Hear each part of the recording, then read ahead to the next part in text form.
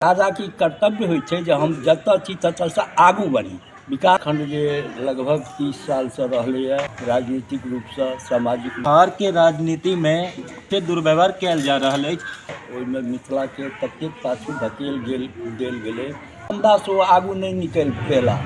रूप से सांस्कृतिक रूप से शैक्षणिक पूर्णतया दोषी छथि, हुनका में भेदभाव छनि। कनियो समदर्शी भाव बिहार के प्रति नहीं छै।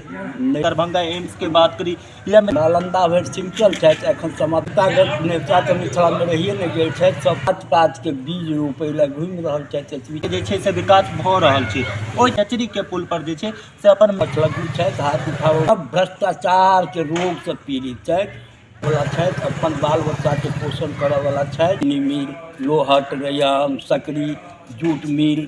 तो गुलाम भारत में मिथिला के जीविका के चिंता कयल गेलै और गुलाम भारत में भेटल रहे जीविका। आज़ादी के 75 साल में सबटा बंद भऽ गेलै। जय मिथिला जय मैथिल, अहाँ देख रहल छी सब गोटे खबर डेली प्लस और हम छी अहाँ संग आदर्श झा। आइ जे छै बिहारक राजनीति के ऊपर में किछु विचार विमर्श करब और हमर साथ में मौजूद छथि एकटा समाजसेवी छथि, तिनका से बात करब बाबा से। सबसे तो पहले बाबा जय मिथिला जय मैथिल और अपने के बहुत बहुत स्वागत अछि। जय मिथिला जय मैथिल, अहाँ एलहुँ हमर साक्षात्कार करऽ अपन चैनल के माध्यम से, हम बहुत धन्यवाद ज्ञापित करै छी। बिहार के राजनीति में अलग एकटा छै जे अपन मिथिला क्षेत्र जे छै काफ़ी ज़्यादा देखल गेल छै, अखन एहि टाइम में जे छै काफ़ी हाईलाइटेड छै, कियाकि जतऽ जे मिथिला के बात करल जाए तऽ एतऽ जे छै कतौ ने कतौ जे छै देखल गेल छै दुर्व्यवहार कयल जा रहल अछि। एहि पर अपने के की विचार छै? देखो, वर्तमान कालखंड जे लगभग 30 साल से रहलै है, ओहिमे मिथिला के ततेक पाछू धकेल देल गेलै, राजनीतिक रूप से, सामाजिक रूप से, सांस्कृतिक रूप से, शैक्षणिक रूप से, सब दिशा में एकरा पाछू धकेल देल गेलै, जाहिके लेल सरकार पूर्णतया दोषी छथि, हुनका में भेदभाव छनि। और सरकारक मुखिया जे एखन होइ छथि, हुनका कनियो समदर्शी भाव बिहार के प्रति नहीं रहे छनि। एखन हमर नीतीश जी मुख्यमंत्री छथि, हम तो खुला रूप से कहै छी जे हुनका नालंदा से ओ आगू नहीं निकल पेला। 8 बेर कहै छथिन मुख्यमंत्री भेलहुँ है, आ नालंदा भरि सिंचल छथि, एखन समाधान यात्रा के माध्यम से फिर जात पात के बीज रोपै लए घुमि रहल छथि। एतबीटा हुनकर राजनीति छनि। अखन समाधान यात्रा में काल्हि मधुबनी आयल छलथि और ओतऽ जे छै कएटा नवका चीज और ओ काल्हि अपन बयानो देलखिन, जाहिमे कि ओ कहै छथिन जे मिथिला के जे छै से विकास भऽ रहल छै। ओहि चीज के केना देख रहल छी? कियाकि देखल गेल छै जतऽ अगर हमसब बात करी दरभंगा एम्स के बात करी या मिथिला के कोनो क्षेत्र के बात करी तऽ अखनो जे छै कएटा पुल जे छै चचरी के पुल पर जे छै से अपन मैथिल समाज जे छै अखनो ओहि पर जा आ रहल छै और हमेशा जान के जोखिम में डालि के कतौ ने कतौ जिम्मेवार किछु ने किछु जिम्मेवार जे मिथिला के नेतागण छथि हुनको मानै छै कि नहीं एहि चीज के लोग के? देखो, मिथिला के नेता तो मिथिला में रहिए नहीं गेल छथि, सब पछलग्गू छथि, हाथ उठाबऽ वाला छथि, अपन बाल बच्चा के पोषण करऽ वाला छथि, MLA MP बनि कऽ जाइ छथि, एहिसँ बेसी हुनकर दायरा नहीं छनि। बाकी मिथिला के पिछड़ापन के बात के सदमा हमरा सबके ततेक पहुँचैया जे आज़ाद भारत में जे देखे रहल छी सबटा उद्योग धंधा सब चौपट भऽ गेलै। जे गुलाम भारत में भेटल रहे जीविकोपार्जन के लेल, मिथिला के चीनी मिल, लोहट, रैयाम, सकरी, जूट मिल, सहरसा पूर्णिया वगैरह में चावल मिल सब अनेकों रहे, जयनगर परिक्षेत्र में सब बंद भऽ गेलै। तो गुलाम भारत में मिथिला के जीविका के चिंता कयल गेलै और आज़ादी के 75 साल में सबटा बंद भऽ गेलै। शासक के, राजा की कर्तव्य होइ छै जे हम जतऽ छी ततऽसँ आगू बढ़ी, विकास के आगू बढ़ाबी, लेकिन पाछू में है सब धकेलऽ के कोशिश केलखिन, पाछू में गेला। तकर मूल कारण है सब भ्रष्टाचार के रोग से पीड़ित छथि। एकोटा जननेता नहीं छथि, एकोटा के विकासक लक्ष्य नहीं छनि, ताहि दुआरे ई हाल छै। और मिथिला के तो हम कहब जे आब एतऽ जनतो दोषी भऽ गेल छै। जनतो जाति पात के आधार पर राजनेता सबके निर्माण कऽ कऽ बल दऽ कऽ अपना आपके पाछू लऽ जा रहल छै। अखने जातिगत जनगणना सेहो जे छै से प्रारंभ हो चुकल छै। ई चीज के जातिगत जनगणना आवश्यक छै कि नहीं छै, और अगर आवश्यक छै तऽ किए आवश्यक छै? देखो, जातिगत जनगणना तो हम शुद्ध के कहै छी जे अपराध छियै। पूरा विश्व में भारते टा देश एहन छै जतऽ आरक्षण पारक्षण जाति पात ई सब छै। और जातिगत जनगणना पूरा देश में बहुत ठन पूरा देश में चलि रहल छै। मामला हाई कोर्ट सुप्रीम कोर्ट सेहो लंबित छै।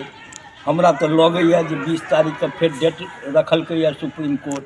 नीतीश कुमार के जातिगत जनगणना कहीं धैले नहीं रह जाए। और हम जातिगत जनगणना कराबऽके लेल हुनका अपराधी कहै छियै। जो अपराधी छथि ओ एक कदम आगू जेबाक चाही, जात पात से ऊपर उठक चाही। तो फिर ई जातिगत जनगणना के माध्यम से वो अपन राजनीति के स्थापना चाहै छथि जे उखड़ल राजनीति छै। और तो एकर किछु नहीं। बाकी जातिगत जनगणना ओहिना के ओहिना वो लोग रहते जकरा आरक्षण एहि साइड 70-75 वर्ष में सिद्ध कऽ देलकैए। अहाँ कोनो मुसहरी टोल चलि जाओ, कोन विकास भेलैए ओकर, नहि शैक्षणिक नहि सामाजिक नहि सांस्कृतिक, जस के तस पड़ल छै। तऽ एहन जातिवाद कऽ कऽ कोन फायदा। तो बहुत बढ़िया बात कहलखिन कि जतऽ जे छै जातिगत जनगणना से बढ़िया अगर जे सब लोग जे छै सब गोटे के जे छै अगर वह जे छै आरक्षण भेटल जाय। हम आरक्षण पर बात करब जे आरक्षण तो दो जा रहल छै हरेक हमारे जे शिक्षा के स्तर पर जे छै से केना देखे छियै कि अगर एकटा मान के चलिए कोनो जनरल कैटेगरियो के छै अगर हुनकरो परिवार गरीब छै कि हुनका आरक्षण भेटबाक चाहिए या सब गोटे के। देखियो आब एहि देश में एक बेर अगर आरक्षण लागुए रहते तो आर्थिक आधार पर आरक्षण किछु दिन के लेल रहो जे सबहक विकास हेतै, सब समाज में समानता के बोध हेतै जे हमरो सरकार छी, हमरो देश छी, हमरो लेल सोचल जा रहल है। ताहि दुआरे हम मांग करै छी अहाँके चैनल के माध्यम से राजनेता सबसे जे हठुट्ठा राजनेता सब जे छथि जे खाली बस पॉलिसिए निर्माण करता आ एक्सिक्यूट धरती पर जे हेतनि सबटा भ्रष्टाचार निकलि जाइ छै, दोषी सब अपने छथि। तऽ हम जातिगत आधार पर आरक्षण के खिलाफ छी। एक बेर आर्थिक आधार पर आरक्षण के देश में आवश्यकता है। जब सही मंशा छनि राज्य सत्ता पर स्थापित लोक सबके जे गरीबक विकास हो तो गरीब सब वर्ग में छै ओकरा चिन्हित कयल जाए। बहुत बढ़िया एक बात कहलखिन जे गरीब लोग छै तिनका सबके जे छै से एहि चीज के लाभ भेटबाक छै। बाबा केना देख रहल छियै जेना अपन मिथिला क्षेत्र के बात करी अखन गामक नौजवान सब छै जे पढ़ि लिख लै छथिन पर पढ़ला लिखला के बाद जे छै हुनका रोजगार के अवसर प्राप्त नहीं होइ छै और वो जे छै से बाहर प्रदेश जा रहल छै और प्रदेश जेला के बाद जे छै से अपन संस्कृतिक जे छै मिथिला के से कतौ ने कतौ जे छै से पाछू जा रहल अछि। एहि चीज पर जे छै से केना जे छै विचार विमर्श कयल जाय और केना जे छै अपन संस्कृति के जे छै से बचायल जाय। देखियो एखन मुख्यमंत्री छथि नीतीश जी आ नीतीश जी कहै छथिन अपना मुख से प्रेस सबके क्या दिन कहलखिन हम किसी का नोटिस लेते हैं तो प्रजातंत्र के गला घोंट रहल छथिन। जहन ओ किछु के नोटिसे नहीं लै छथिन इएह भेलै प्रजातंत्र के गला घोंटनाइ। बाकी मिथिला क्षेत्रक विकासक जहाँ तक बात छै तो ई सब सरकार से आब नहीं संभव छै। भगवाने रक्षा करथिन मिथिला के तखने रक्षा भऽ सकै छै। चूँकि एकटा राजनेता नहीं छै मिथिला में और अगर राजनेता के स्वभाव चरित्र अगर ककरो में छै तो वर्तमान इंटायर ऑल पॉलिटिकल पार्टी जे छै जे सच्चा समाज सेवक छै सच्चा सामाजिक कार्यकर्ता छै ओकर उत्थान नहीं हुअ दै छै। सब ओहि काल में एक रहत एक पेट केने रहत सबहक ओतऽ सब भोज खायत सबहक ओतऽ सब जात आयत केवल बयानबाजी पॉलिटिक्स के आधार रह गेल छै बयानबाजी समाज के दुख सुख से ककरो मतलब नहीं छै। अखन बात करी अगर मिथिला के तऽ अखन एकटा मिथिला राज्य के अलग राज्य के जे छै सेहो जे छै से डिमांड भऽ रहल अछि। तऽ की लागैए जे अगर मिथिला अलग बिहार से अलग मिथिला राज्य बनायल जाय की लागैए कि आखिर मिथिला के विकास ओकर पश्चात हेतै या नहीं। देखियो मिथिला राज्य के मांग आज़ादी से पहले के छै। मिथिला परिक्षेत्र जे रहलैए से भारतवर्ष के गरिमा के रूप में मिथिला स्थापित रहलैए।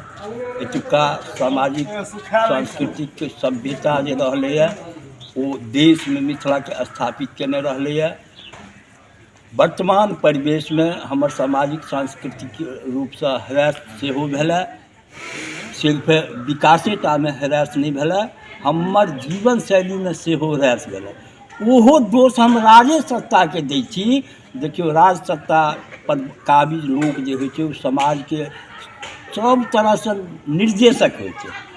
तो जे सत्ता में बैसल लोग अपन जीवन के निर्देशन, अपन परिवार के निर्देशन, जो समाज में जन्म लेलकै ओकरा ठीक दिशा निर्देश नहीं दऽ पाबै छै तो संपूर्ण मिथिला के जिम्मेवारी केना लऽ सकैया। बाकी मिथिला राज के जे कंसेप्ट छै ई जानकी नंदन सिंह पहिल नेता रहथिन एतुका, ओ सब आवाज के उठबथिन तऽ कखनो कखनो आवाज तेज होइ छै, कखनो कखनो मिझा जाइ छै। मिथिला राज तऽ पूर्वसँ छलैहे, एकरा छीन लेल गेलैए। मिथिला राज के आवश्यकता छै, ओना संसाधन के एतऽ अभाव छै, समतल भूमि छै, खेती के आधार छै, उद्योग धंधा वर्तमान शासक सब सबटा जे 75 वर्ष में अबैत रहलै, चाहे कोनो पॉलिटिकल पार्टी रहे, हम सबके दोषी मानै छी, सबटा छीनिए गेलै। तऽ मिथिला राज के कॉन्सेप्ट जे छै एकटा नीक कॉन्सेप्ट छै। मिथिला राज यदि बनतै तऽ जएह किछु हेतै विकास ओ मिथिला के विकास हेतै। हम मिथिला के धरती पर खर्च हेतै। हमर जे एखन कहै जाइ छियै सब आदमी, हमर किछु लोक सब किछु संगठनवला सब कहै छथिन मगहिया मगहिया मगहिया, ओ मगहिया कहनाइ हमरा नहि उचित बुझाइए, चूँकि हमरा सब बिहारक नागरिक छी। अटल बिहारी वाजपेयी जी जखन प्रधानमंत्री रहथिन तऽ छोट छोट राज्य के विकासक दृष्टिकोणसँ जे परिकल्पना रहै, दू तीन टा राज्य के निर्माण कऽ कऽ भारतीय जनता पार्टी के शासक के रूप में केबो केलखिन। छोट छोट राज्य भेलासँ विकासक मार्ग प्रशस्त होइ छै, जे भारतीय जनता पार्टी के कॉन्सेप्ट रहलैए। ई मांग मिथिला राज्य के हमर सबक न्यायोचित मांग अइ। एकरा यदि मिथिलावासी बुझि लेथिन, सब गोल बंद भऽ जायत तऽ हमरा बुझाइए जे भारतीय जनता पार्टी के पॉलिसी में छोट छोट राज्य के परिकल्पना रहलैए। ई संभव भऽ सकै छै और एखन न्यायोचित समय छै। आखिरी हमर सवाल रहत कि 2024 में फिर से इलेक्शन छी, लागि रहल है कि बीजेपी मिथिला राज्य के समर्थन करते कि नहीं? आखिरी हमर सवाल। देखियो बीजेपी मिथिला राज्य के समर्थन करते कि नहीं करते, हम भारतीय जनता पार्टी के प्राचीनतम कार्यकर्ता छी। हम भारतीय जनता पार्टी कहबनि जे अहाँ अगर बिहार में सत्ता चाहै छी तऽ अहाँ मिथिला राज्य के कंसेप्ट के एक्सेप्ट करू। मिथिला अपना चुनावी मैनिफेस्टो में मिथिला राज्य के निर्माण के बात करियौ, एतुका जनता अहाँ के संग देत, जे आवश्यकता छै। तो ये हमर सबके साथ मौजूद छलै जिनकर कहनाम छै कि आगामी जे चुनाव होइवला छै ओहिमे जे छै कतौ ने कतौ जे छै से केंद्र सरकार के जे छै ई चीज विचार विमर्श करबाक चाही जे बिहार के राजनीतिक में जे छै अखन डिमांड चलि रहल छै जे मिथिला राज्य के जे अलग करबाक चाही बिहार से अलग, ओहि पर जे छै कतौ ने कतौ जे छै से केंद्र सरकार के विचार विमर्श करे के जे छै से आवश्यकता छै। कैमरामैन रोहित के साथ आदर्श झा, मधुबनी, बिहार।